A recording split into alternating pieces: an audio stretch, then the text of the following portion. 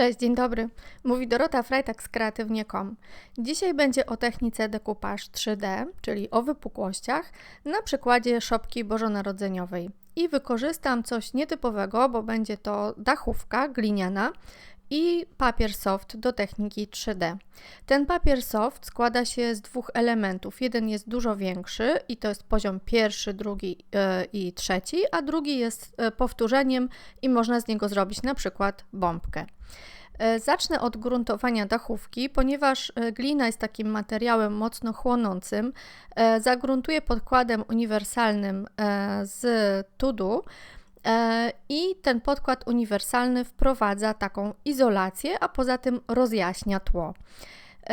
Ten poziom pierwszy, który jest łącznie z tłem, z tym niebieskim i beżowym na dole, mogę wyrwać, będę go przyklejać w całości na dachówkę i pewne elementy będę domalowywać. Czyli żeby to domalowywanie było łatwiejsze, całość sobie wyrywam, dopasowuję mniej więcej do wielkości dachówki i przed przyklejeniem będę go namaczać.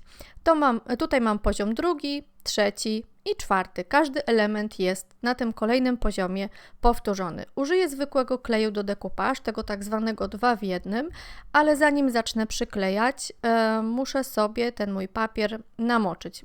Nie muszę. Producent wspomina o tym, że nie muszę tego robić, nie powinnam, natomiast ten papier, kiedy jest namoczony, tak jak każdy inny papier do dekupażu, dużo lepiej się przykleja, zwłaszcza, że dachówkę będę ozdabiać od wewnątrz w takiej mocnej wypukłości i wtedy dużo prościej się przykleja. Ja sobie tutaj nanoszę klej zarówno na papier, jak i na dachówkę, a potem bardzo dokładnie wyciskam bąble powietrza pędzlem i za pomocą dłoni. Te elementy, które wystają, jest ten papier troszeczkę za duży, przetrę papierem ściernym tak, żeby pozbyć się brzegów. A teraz przechodzę do papieru Stone. Ja mam tutaj resztki tego papieru, 3 kawałki i te 3 kawałki okleję elementami z poszczególnych poziomów, które będą mi potrzebne w technice 3D. Czyli postępuję dokładnie tak jak przed chwilą, każdy element sobie nasączam wodą, żeby mi zmiękł, a potem przyklejam na papier Stone tym samym klejem do dekupażu. I tak jak widać, ja tych elementów wcześniej nie wycinałam dokładnie, tylko każdy z nich jest wycięty z takim delikatnym brzegiem i dopiero po przyklejeniu na papier Stone będę wycinać precyzyjnie. A teraz farby Flair. Ja sobie przygotowałam farby mineralne Flair, dlatego że one idealnie współgrają tutaj kolorystyką. Czyli mam tutaj ten piękny granat, troszkę błękitu, żółtą ochrę, beż i odrobinę białej farby do rozjaśnienia. Zaczynam od farby granatowej i tej błękitnej. Ja sobie je też troszeczkę pobrudzę beżową i staram się utrafić w to tło, które jest widoczne na samej górze. Ale podczas malowania pierwszą warstwą zdałam sobie sprawę, że to wtopienie tego papieru, ponieważ on jest troszeczkę grubszy niż serwetka, nie będzie takie idealne, jakbym sobie życzyła, dlatego ja to zrobię po prostu przy drugiej warstwie. Pierwszą nakładam cieniutko i staram się skupić na przejściu właśnie tego papieru i dachówki i dopiero druga warstwa naniesiona będzie warstwą kryjącą.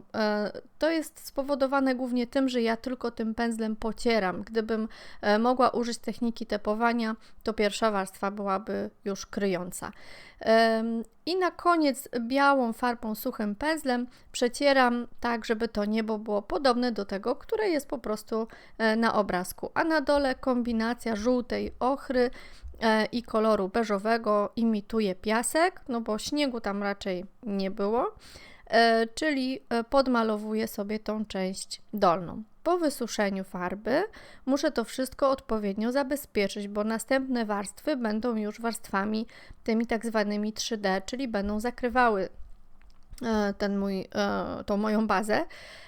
Użyłam lakieru matowego, najlepiej kilka warstw, można też użyć wosku, tutaj jakby ten element jest dowolny. No i teraz muszę przygotować, wtedy kiedy schnie mój lakier, muszę przygotować elementy z papieru Stone. Każdy element wycinam bardzo dokładnie, co nie jest proste, dlatego że ten papier jest bardzo, bardzo mocny, on jest bardzo trwały i imituje sztuczną skórę, więc to wycinanie jest takie troszkę żmudne. Nawet te wszystkie gwiazdki też wycinam bardzo precyzyjnie, na początku tak z grubsza, a potem już bardzo dokładnie. I kiedy wszystkie elementy mam już przygotowane, biorę bitum, jakąś starą gąbeczkę, która później będzie już do wyrzucenia, czyli najlepiej wziąć jakąś tam starą, zaschniętą.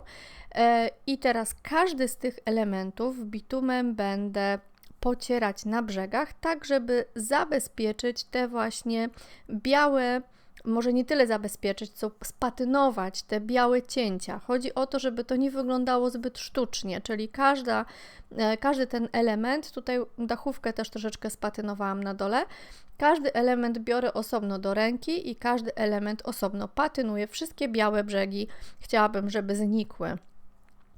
I teraz, żeby mi się nie pomyliło, ja to robię właśnie poziom pierwszy, poziom drugi, poziom trzeci i czwarty.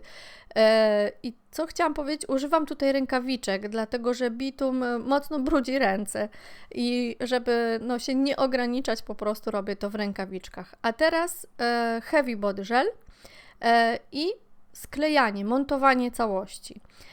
Ten papier Stone bardzo fajnie się dopasowuje do powierzchni, poza tym, że jest mocny, jest też po prostu miękki i bardzo fajnie można go dopasować do tej wypukłości, czyli właściwie wklęsłości tutaj tej dachówki.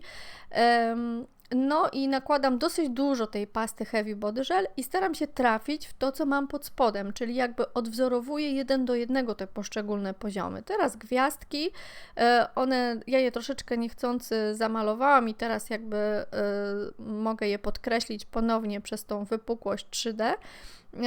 I potem poziom drugi, czyli ta właśnie para. I następnie każdy wycięty element jest przyklejany właśnie w ten sposób. Papier Stone można formować również w odwrotną stronę, czyli zaimitować taką wypukłość.